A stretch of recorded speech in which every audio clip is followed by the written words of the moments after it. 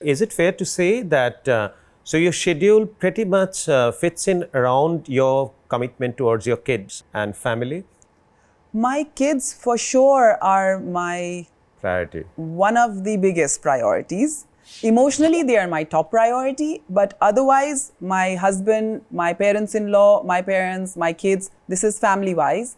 And then there is also, if I go to career, then it has another window, right? So they're all different priorities. So I want to do justice when I am with the kids, and I want to, put my day plan in such a way that everyone gets that justice.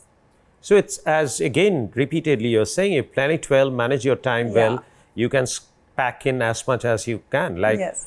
Like in my case, I keep saying that, as you said, delegation, like we now have 7 channels. Yeah. And I always feel that you add another 70 channels, I can still run it because you have with to the have right people. Yeah, it always has to be right people, because as a leader, there hardly anything that we do. And I keep saying that as a leader, there are only 3 things, and the list is more or less exhaustive for me.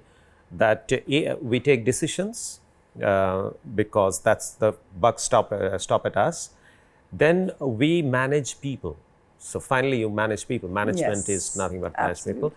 And the third is you need to guide them. You need to add value to their work when they're stuck. So otherwise, you don't command that respect. Correct. So for me, for example, kids, I have my activities which are planned, but I'm blessed that I have a good team of nannies which are helping me. And when they say it takes a village to raise them, for real, it takes a village to raise them. And I'm really glad that they do have that exposure, that we are 4 generations living in our house. Besides that, we have a lot of help in different areas of the house, which also gives them that exposure. While you're completely dedicated and 200% committed to your responsibilities, and it comes to you from within your heart, it's not a burden for you. But at the same time, you take out time for yourself to rejuvenate yourself, to refuel yourself, whether it's reading the book or partying, which is so-called partying, your way of partying. So that, I believe, is very important. And is that something that you would like to communicate to young women or the women that you deal with?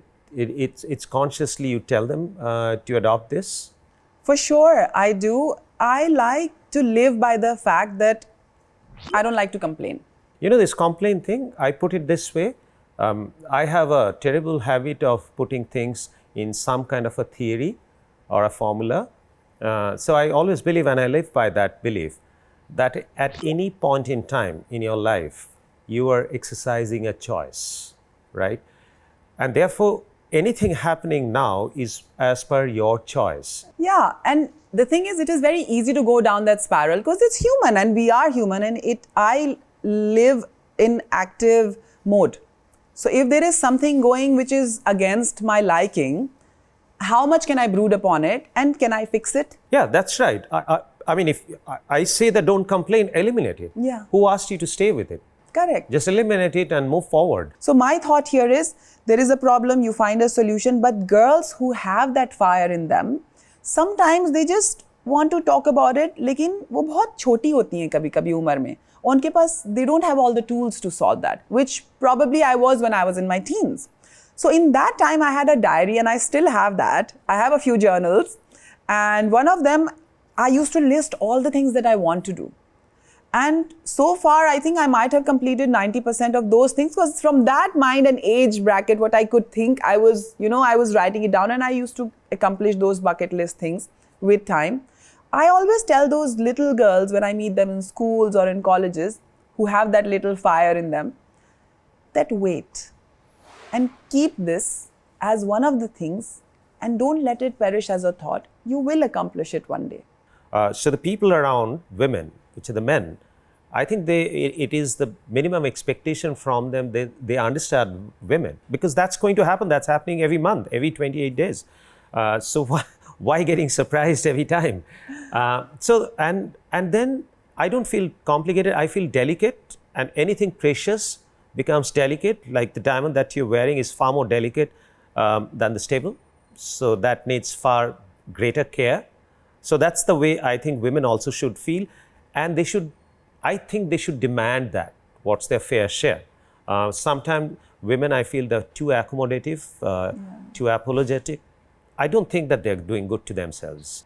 I agree. This is a segment where we can look into. So certain women, which I am in the, together with, they are not coming in that segment. So these questions comes a lot with that part of the women that, Sana, you keep talking about women empowerment. Look at us, we're all empowered women.